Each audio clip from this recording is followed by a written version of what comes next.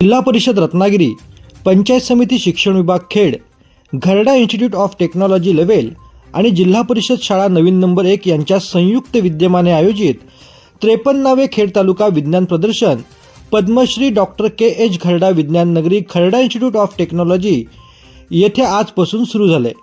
या प्रदर्शनात खेड तालुक्यातील प्राथमिक आणि माध्यमिक विभागातून तब्बल 210 विज्ञान प्रकृतींना सहभाग नोंदवला असून विद्यार्थ्यांच्या उत्साहामुळे विज्ञान नगरी परिसर गजबजून गेलेला आहे। या कार्यक्रमाचे उद्घाटन राज्याचे महसूल मंत्री योगेश कदम यांच्या हस्ते करण्यात आलं।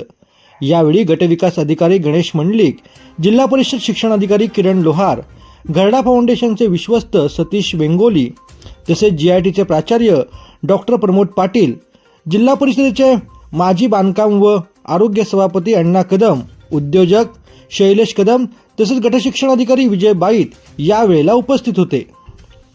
सकाळपासून साहेब दिंडी या ठिकाणी 9 ते 10 या वेळेमध्ये आपले आयोजित करण्यात आले होते। लेव्हल हायस्कूलच्या विद्यार्थ्यांनी आणि लेव्हल नंबर 1च्या विद्यार्थ्यांनी यामध्ये सहभाग घेतला। त्याच्यामध्ये माझे सर्व शिक्षक बांधवही उपस्थित होते। या कार्यक्रमानंतर इथे जे प्रतिकृती मांडलेल्या आहेत, या 25-26 शैक्षणिक वर्षातला हा जो विज्ञान प्रदर्शन जो आहे आपलं ते 53वे विज्ञान प्रदर्शन आपण या ठिकाणी आयोजित केलं आहे। या प्रदर्शनामध्ये उच्च प्राथमिक गटाच्या ज्या आहेत ते 126 प्रतिकृती मांडलेल्या आहेत। माध्यमिक आणि उच्च माध्यमिकच्या 50 प्रतिकृती मांडलेल्या आहेत। दिव्यांग विद्यार्थ्यांसाठी यावर्षी आवर्जून शासनाने संधी दिली आहे।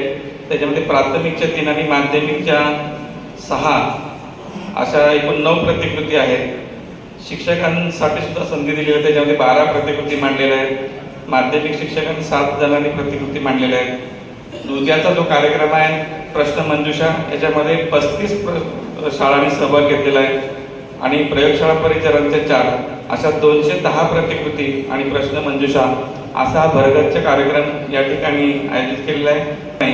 खेड तालुक्यामध्ये दादांना आज फार म्हणजे शासकीय कार्यक्रमामध्ये फार बिझी शेड्यूल आहे आणि दादा या ठिकाणी आले आणि सर्व शिक्षकांना आणि विद्यार्थ्यांना प्रेरणा मिळणार आहे। त्यामुळे दादांना मी धन्यवाद देईन, त्यांचे आभार व्यक्त करेन। त्यांनी त्यांच्या बिझी शेड्यूलमध्ये आम्हाला या ठिकाणी वेळ दिला, त्याबद्दल सर्व मान्यवरांचं, सर्व उपस्थितांचं, सर्वांचं पुन्हा स्वागत करतो। उपस्थित सन्माननीय आपल्या राज्याचे गृहराज्यमंत्री योगेशदादा कदम, जे सतीश साहेब, त्याचबरोबर आपले पाटील साहेब, आमचे जिल्हा परिषदेचे राजेंद्र आंबळे, त्या गावाचे सरपंच, उपसरपंच मित्र शेखर शिंदे उपस्थित, आमचे मित्र बाईत साहेब उपस्थित, सर्व सन्माननीय व्यासपीठ समोर बसले सगळे शिक्षक आणि सगळे विद्यार्थी। तर म्हणजे विज्ञान प्रदर्शन हे गेले अनेक वर्ष सभापती असल्यापासून या विज्ञान प्रदर्शनाची हजेरी लावत आहे, पण आजचंही विज्ञान प्रदर्शन आपण या कॉलेजमध्ये घेतलं आहे। मला वाटतं सैनिक स्कूल नंतरही दुसरंही मोठं हे विज्ञान प्रदर्शन आहे असं मला वाटतं आणि नक्कीच या विज्ञान प्रदर्शनाला आमचे दादा आले। आपण सगळी मंडळी आपल्या डॉक्टर घरडांच्या पण आठवण काढली। डॉक्टर घरडांच्या पण मी पण खूप जवळ होतो, मी त्यांचे 3-4 वाढदिवस पण केलेले आहेत। या घरडांनी खूप म्हणजे त्यांनी ते विज्ञानमध्ये त्यांनी स्वतःची प्रगती केली, आपल्या देशामध्ये चांगली त्यांनी नावलौकिक कमवलं, तरुणांना त्यांनी त्यांच्या हाताला काम दिलं। अशा या घरडा साहेबांच्या या कॉलेजमध्ये विज्ञान प्रदर्शन होत आहे। मला खरंच आनंद होतो आणि आपण सगळ्यांनी या विज्ञान प्रदर्शनाला शुभेच्छा देऊन ते सांगतो। जय हिंद, जय महाराष्ट्र। अधिक वेळ घेणार नाही। खरं तर आज जवळपास 14 कार्यक्रम आहेत 3 तालुक्यामध्ये। ते सर्व कार्यक्रम करून मला मुंबईकडे देखील जायचं आहे, म्हणून मी विनंती केली होती की माझी फक्त 15 मिनिटं आहेत, परंतु शक्यतो विद्यार्थ्यांचे कार्यक्रम मी कधी चुकवत नाही, आपल्या सोडणं त्याची कल्पना आहे।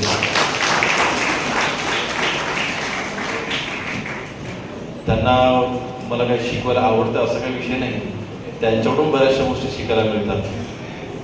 आज एकच गोष्ट सांगेन, आज जे काही अनुभव माझ्या पाठीशी आहेत, मी काही जास्त अनुभवी आहे मी असं म्हणत नाही, परंतु जे काही अनुभव माझ्या पाठीशी आहेत त्याच्यामध्ये आज ह्या आपल्या खेड तालुक्याला सन्माननीय रामदास भाईंच्या पुन्हा एकदा मंत्रिपद मिळालेलं आहे। हे मंत्रिपद मिळत असताना आज गृह खाता देखील आहे, गृहराज्यमंत्री म्हणून काम पाहतोय आणि आज आपण विज्ञान प्रदर्शन भरत असताना विज्ञानाचा जसा उपयोग ह्या चांगल्या गोष्टींसाठी होतो, तसंच विज्ञानाचाच उपयोग आता हा चोरी करण्यासाठी, आर्थिक व्यवहार, आर्थिक फसवणूक करण्यासाठी साठी देखील होतं. मला आल्यालाच सरांनी इथे माहिती पडद्यावरसाठी माहिती दिली की आता ह्या इन्स्टिट्यूटमध्ये सायबर सिक्युरिटीसाठी देखील आपण आता कोर्सेस चालू केले आहेत, की ह्याची प्रचंड मोठी गरज आहे.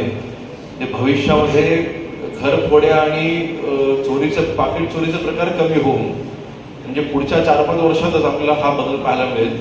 घरफोड्या आणि पाकिट चोर होणार नाही, तर आपल्या मोबाईलमधला पैसे चोरून किंवा आपल्या बँक अकाउंटमधला परस्पर सायबरच्या मार्फत सिक्युरिटी किंवा सायबरचं जे काही सिक्युरिटी ब्रीच करून चोरीचे प्रकार हे आता भविष्यामध्ये वाढणार आहे. त्या दृष्टीने ही टेक्नॉलॉजी किंवा हा जो कोर्स आहे तो अतिशय महत्त्वाचा आहे. तिथेच मला वाटतं आजचं प्रदर्शन हे देखील त्या दृष्टीने महत्त्वाचं आहे. आणि आता अजूनपर्यंत मी प्रदर्शन पाहिलेलं नाही आहे, परंतु AI टेक्नॉलॉजीचा वापर करून आपण म्हणजे जे काही चोर आहेत ते ज्या टेक्नॉलॉजीचा वापर करून चोरी करतात आम्ही देखील अवाक होतोय.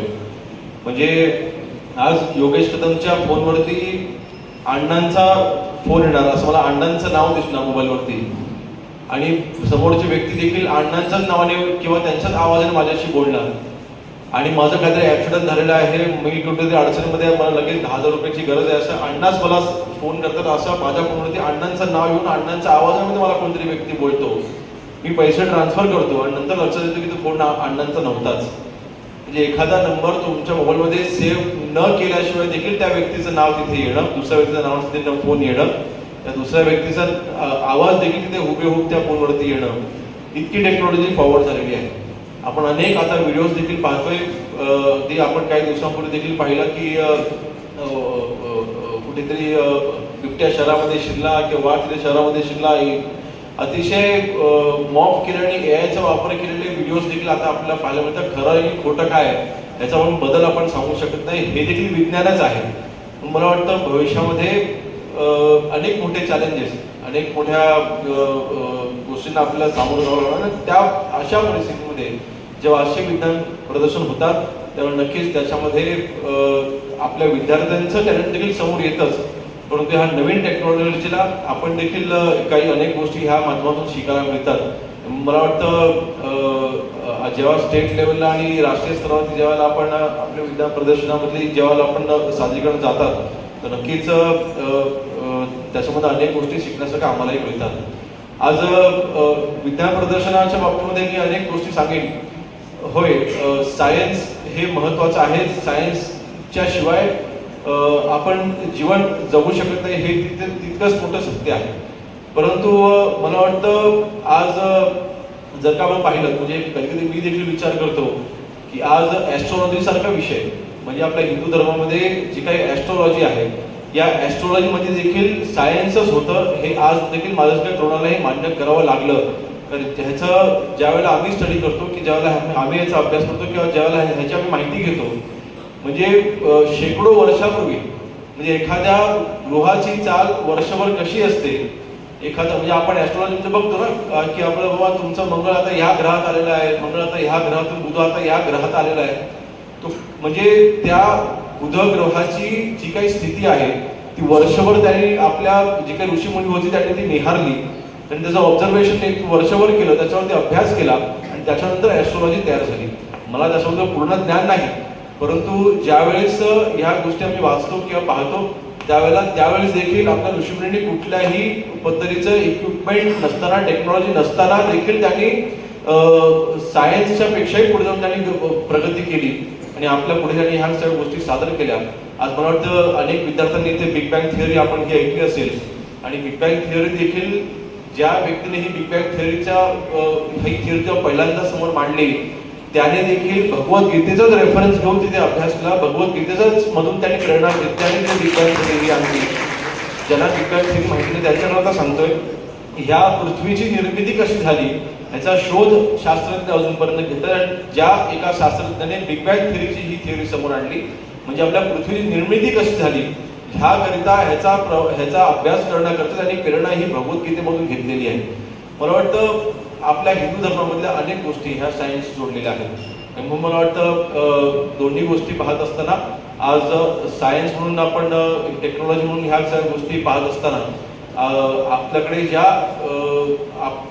पूर्वजांनी केलेल्या ज्या गोष्टी आहेत आता मला कल्पना आहे की हळूहळू त्याच्यामध्ये बदल होत गेले आणि त्या श्रद्धेची अंधश्रद्धा देखील होत गेली ते देखील एक बाजू आहे. परंतु आज आपल्याला अनेक गोष्टी आपल्या पूर्वजांकडे देखील शिकण्यासारख्या आहेत. आणि म्हणून मला वाटतं आज या विद्या प्रदर्शनाच्या माध्यमातून हाच संदेश देईल की आपल्या विद्यार्थ्यांनी आपल्या पूर्वजांनी जे सायन्स आपल्यासमोर मांडलं त्याचा देखील अभ्यास तितकाच आपण केला पाहिजे. हे आवर्जून आजच्या या कार्यक्रमाच्या निमित्ताने सांगेन. अधिक वेळ घेणार नाही. आजच्या विधान प्रदर्शनाच्या माध्यमातून नक्कीच आपल्या खेड तालुक्यामध्ये खरं तर सामान्य रामदास भाई आणि पद्मश्री डॉक्टर के एस झरडा साहेबांचे देखील अतिशय चांगले संबंध होते. आताच मला शब्दांची देखील आठवण सांगितली की आपल्या खेड तालुक्यामध्ये असलेल्या डॉक्टर बाबासाहेब आंबेडकरांच्या पुतळ्याचं अनावरण देखील रामदास भाई आणि झरडा साहेबांच्या हस्ते त्यावेळेला झालं होतं. असे आपले संबंध गेल्या अनेक वर्षापासूनचे आहेत. मी पहिल्यांदा माझ्या ह्या इन्स्टिट्यूटमध्ये यायची वेळ 4 वर्षापूर्वी आली होती. ज्या लॉची CET द्यायला मी पहिल्यांदा इथे आलो होतो. मी सध्या लॉचा स्टुडंट आहे आणि लॉचा स्टुडंट म्हणून CET द्यावी लागते. तर CETच्या वेळेस मी पहिल्यांदा इथे इन्स्टिट्यूटमध्ये परीक्षेच्या निमित्ताने मी आलो होतो. आज माझी इथे यायची दुसरी वेळ आहे. आणि म्हणून वेगवेगळी आपल्या नक्कीच रामदासबाईंनी आजपर्यंत आपल्याला जी काही मदत लागेल किंवा जे काही सहकार्य आजपर्यंत लागेल ते दिलेलं आहे. आज मी या पदावरती असताना नक्कीच मी ज्या परीने मदत करू शकेन नक्कीच या इन्स्टिट्यूटला माझ्यापर्यंत सगळी मदत करण्याची आज मी आपल्याला इथे देतोय.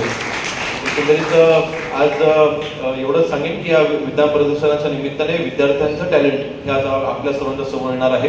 ह्या टॅलेंटला जास्तीत जास्त वाव द्यायचा किंवा त्यांना जास्तीत जास्त त्यांना पुढे आणण्यासाठी शासनाकडून ज्या गोष्टी करता येतील त्या नक्कीच त्या आम्ही करू. विशेषतः म्हणजे मला अभिमान आहे की आपल्या रत्नागिरी जिल्ह्यामधून DPDC मधून आपण माननीय आपल्या पालकमंत्री मोदयांनी देखील 3 वर्षापूर्वी निर्णय घेतला की आपल्या जिल्हा परिषदमध्ये शिकणारे विद्यार्थी देखील आता NASA आणि इस्रोला जात आहेत. हे आपल्या रत्नागिरी जिल्ह्यामध्ये महाराष्ट्रामध्ये पहिल्यांदा घडलं.